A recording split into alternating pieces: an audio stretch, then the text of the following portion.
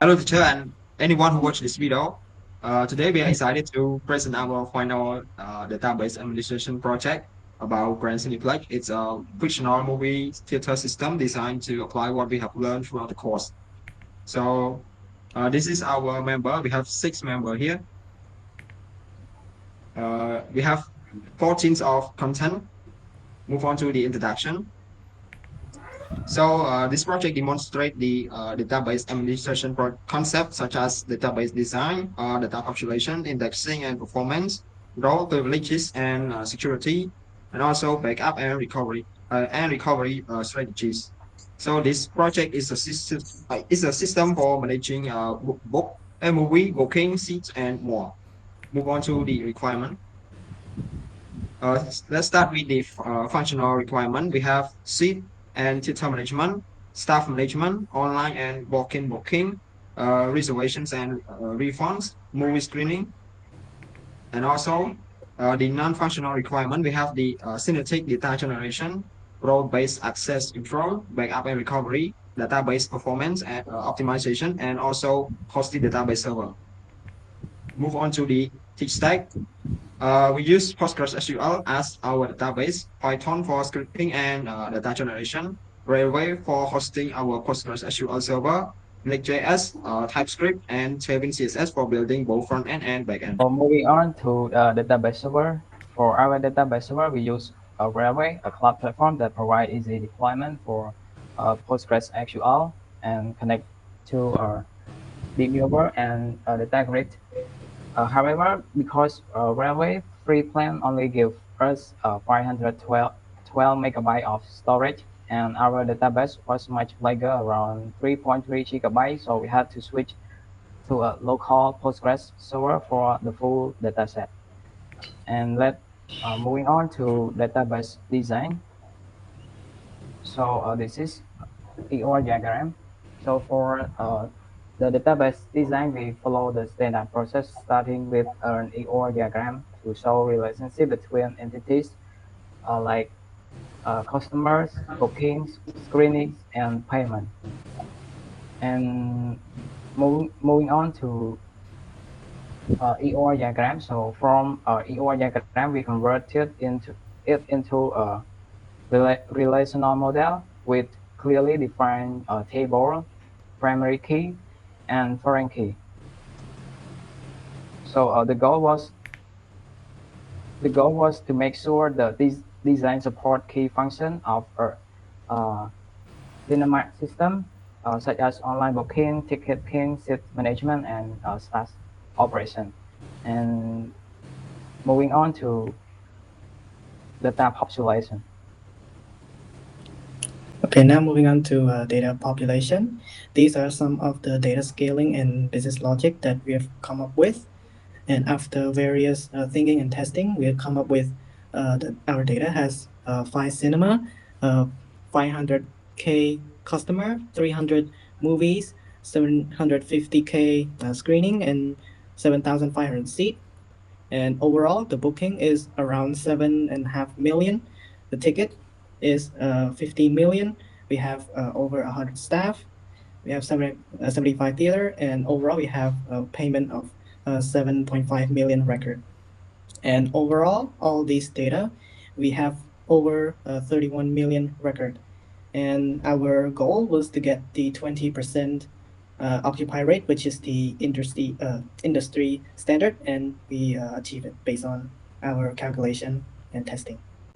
Okay, now here is the data population. First, we have Python script to generate data into the CSV data folder because it will be faster than when we insert into the database. And then we have a shell script to convert those CSV data into the database.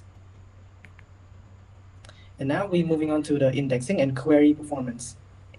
As you can see here, this table on the left is what we index in our database, and then we do some testing to see the result of the performance of the indexing and without the indexing. First, we use a simple script such as select all from database, some simple stuff.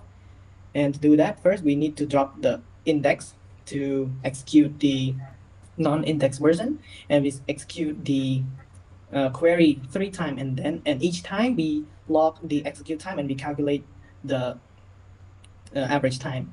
And next we make one with index and we do the same thing, and then we collect those data. And then after we do the simple query, and then we're moving on to the complex query, which using a lot of join and a lot of subquery to test the larger and more difficult query.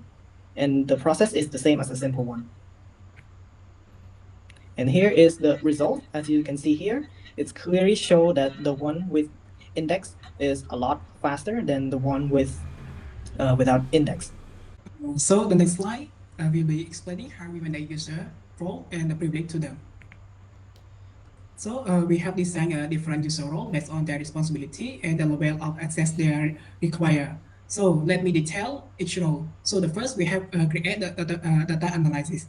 The data analysis only need to access the view of data for reporting and analysis. So we have set them to give them permission like to select privilege on all table, but they cannot change, delete or insert anything to the table. And another one is operator. The operator is responsible for managing daily activity like handling, booking, and update general data. They have select, insert, alter, update privilege on table, but we restrict them from accessing screening and movie. And the backend developer, they work with the database from a development perspective that they have to full access to select, insert, alter, but however we do not give them permission to delete, so to prevent them to make data loss. And the next role is HR. The HR role is focused on managing staff related information, and we have set role to them is select, insert, alter, and update the privilege on all table. But but they cannot delete any data from the table. And another one is content manager. This content manager is responsible for updating the content user that can see like the movie, info or timing and description and something. But so they have the permission like the select, insert, alter, update, delete. And another one is auditor. The auditor role is focused on reviewing and verifying the data accuracy across the system. So they have only the select all table, but they cannot have another permission. Next slide. This is that we have. So after we have created the role, so this is the assign role to assign user to role. Like you can see, the Chris is assigned to role data analysis, Jen assigned to role operator, Harry assigned to backend developer, Ben assigned to HR, Andrew assigned to content manager, and the last one is Lisa assigned to auditor. And next slide, let me detail about the backup and recovery. About the backup, we have created a backup script that uses the Python that automate PostgreSQL, Postgres database backup by creating the timestamp and the actual file in our backup folder. It can be run manually or run scheduled every hour that we get, and it automatically delete backup older than the date that we have to get earlier. And using the PG dump, like it is a tool that with option for clean our backup. It ensures that data is safely without manually work, helping manage storage and protect our data.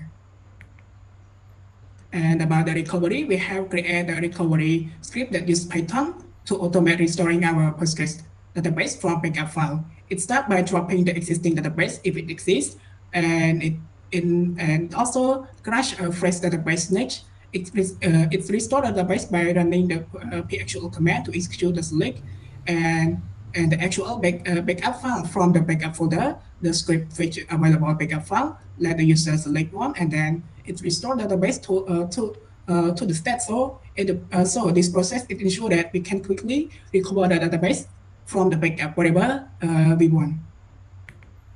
So now moving on to the web application. So as mentioned before, it's built with Next.js and TypeScript.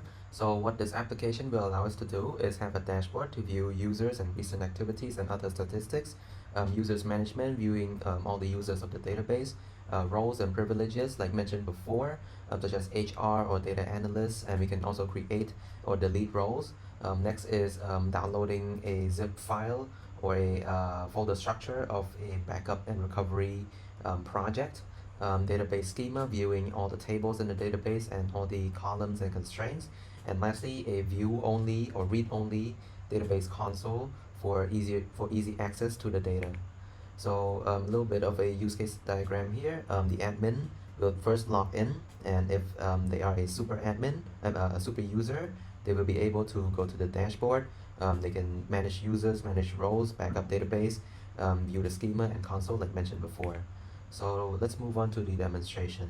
So first, we will generate the CSV data. So in here, we have a values file that contains all the values and all of them obtained by formula-based calculation. We will import it into our CSV convert Python file, and this will generate all the CSV files. So we'll navigate to that directory and run the file with Python 3, and this will generate all the bookings in total, all the data, including 31 million rows of record. So in here you can see there are CSV files of every single table. Next is inserting those data into the database. So we will go to the CSV folder where it stores all those CSV data and run the shell script. And after that, we use the copy command to insert into the database. As you can see here, after the process is done, we can see that on each table there are data and relevant data correctly added to each table.